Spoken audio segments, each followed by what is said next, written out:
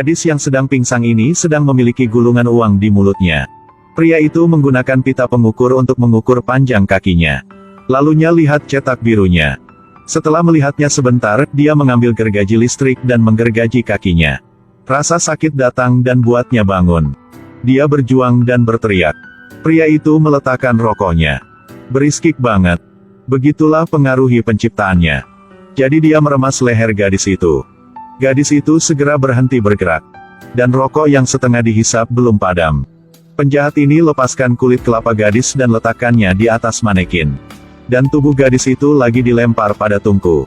Tulang gadis ini dihancurkan seperti tepung. Tambahkan sedikit bubuk, campurkan dan masukkan ke dalam cetakan. Setengah jam kemudian boneka porselen dibuat. Dan di dinding pria ini ada banyak boneka begini. Ini film Korea, Rencana Balas Dendam. Hari berikutnya, pria itu sedang cari korban yang baru, lagi ada satu gadis hentikannya. Emangnya, gadis itu sadari temannya kemarin bersama pria itu. Tapi sekarang tidak bisa hubungi samanya. Dia bilang, dia sekarang sedang di rumah saya. Anda mau ketemunya? Sekarang? Ya. Saya bisa mengantar Anda pulang. Dengan rayuannya, gadis itu hampir jatuh ke dalam bahaya. Tapi saat ini, ibu gadis ini Engha muncul dan bawanya pergi. Mereka berdua nyetir dan pergi. Tapi yang takut itu penjahat ini lagi hafal plat nomornya. Malam itu, keluarga sedang adakan ulang tahun buatnya. Selesaikan kue ulang tahun, suami Engha keluar untuk rokok. Dia mengeluarkan korek api yang ada satu baris tulisan dari gadisnya. Jangan rokok ya, ayah. Si ayah lagi tertawa. Engha dari rumah pelan-pelan keluar, tahu suaminya siap rokok. Engha sangat marah, biarkan suaminya keluar. Dan dia sendiri masuk kamar mandi dan berendam di air panas.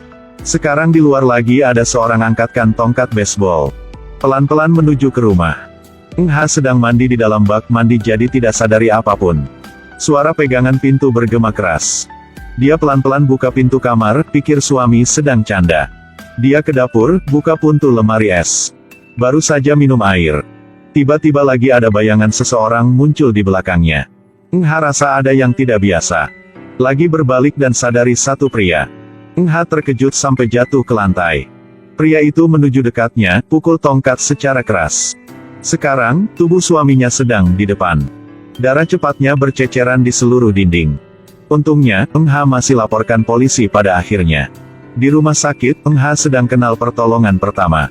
Masuk listrik setiap kali, akhirnya menariknya kembali dari neraka. Suami dan putrinya sudah meninggalkan dunia pada malam itu. Sambilnya, dokter temukan darah Engha. Sangat sesuai dengan putrinya yang tersakit keras. Karena putri dokter butuh transplantasi organ. Lihat wanita tidak bisa hidup juga tidak bisa mati. Dokter, setelah perjuangan pikiran yang panjang, juga memutuskan untuk biarkannya mati. Tapi tidak bisa pikir, Engha sedang pingsan lagi pegang tangannya. Jadinya, Engha bisa lepaskan kesusahan ini. Dengan cepat, sudah 2 tahun lewat. Engha sekarang lumpuh dan harus bergerak dengan kursi roda. Sekarang, dalam hatinya hanya satu pikiran, yaitu balas dendam. Setiap kali lihat wajah yang terbiasa di jalan, dia lagi gila menujunya. Ini kali ke-66 dia salah sadari penjahat. Polisi bilang samanya, kalau hal ini terus-menerus terjadi, mereka akan tangkapnya. Dan juga katakan, kasus 2 tahun lalu sudah tidak ada petunjuk apa lagi. Dia mungkinnya jangan pikir tentang balas dendam. Tapi keluarganya dibunuh semuanya, bagaimana dia bisa terima hal ini? Kalau polisi tidak bisa bantu, dia harus lakukannya diri sendiri. Begitu saja, dia harus pakai caranya. Dia pakai organnya sebagai hadiah. Minta bantuan dari dokter untuk cari 3 orang. Masing-masing hacker Jong Ha, detektif Nam Chol dan prajurit Daeho. Anggota 4 orang ini juga butuh organnya. Engha setuju dengannya. Setelah bantunya balas dendam, dia akan berikannya organ. Jong Ha sudah cari catatan pemantauan pada 2 tahun lalu. Hari berikutnya, Engha dan Nam Chol tetap di situ. Benarnya, penjahat itu sudah muncul. Mereka berdua lihatnya, nilaikan pria ini. Saat mereka belum bisa yakin betulkah pria ini. Pria ini lagi dekati pintu mobilnya, menatap matanya. Untungnya, dari luar tidak bisa lihat dalam mobil. Setelah dia pergi, mereka berdua masih belum biasa lagi. Tapi Engha masih mau masuk rumahnya. Nam Chol buka kunci pintu, Engha masuk kamarnya. Dalam kamar yang besar tapi gelap. Boneka yang dibuat dari tulang ditunjukkan di dinding. Tapi hal yang ada di sudut dinding sudah tarik perhatian Eng Ha. Itulah kalung adalah hadiah yang Eng Ha berikan gadisnya. Setelah tahu musuhnya. Saat pulang, Eng Ha tiba-tiba mau ambil kalung itu. Jadinya, Nam Chol mau puaskannya, satu kali lagi kembali rumah itu. Dia dipukul oleh pria itu dan pingsan. Dengan kasar bunuhnya. Setelahnya, dia telepon ke polisi untuk tanya tentang kasus bunuh orang pada 2 tahun lalu. Dan tahunnya Eng Ha masih belum mati. Dia satu kali lagi ke rumah Eng Ha. Buka pintu kamar, teman Eng Ha sedang tinggal di rumahnya. Dia tundukkan kepalanya dan lihat kalung yang mirip. Salah pikir ini Eng Ha.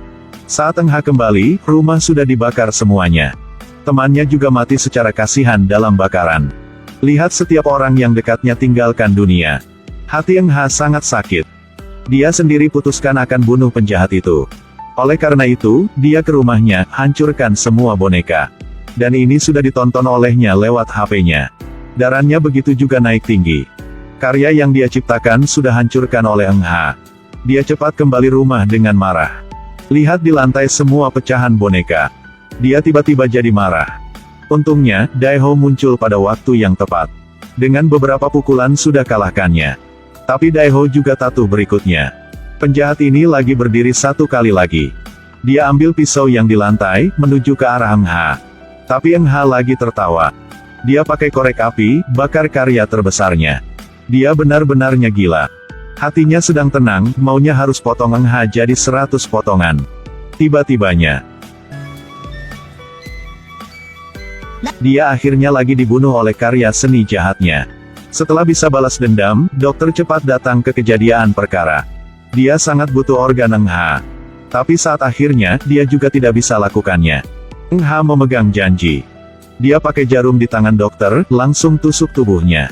Film sudah selesai. Putri dokter. Istri Daiho. Ibu Jong Ha. Para orang ini dimasukkan organ Eng Ha. Mereka semua sembuh. Ambil harapan Eng Ha, terus nikmati kesenangan dan kesedihan hidup.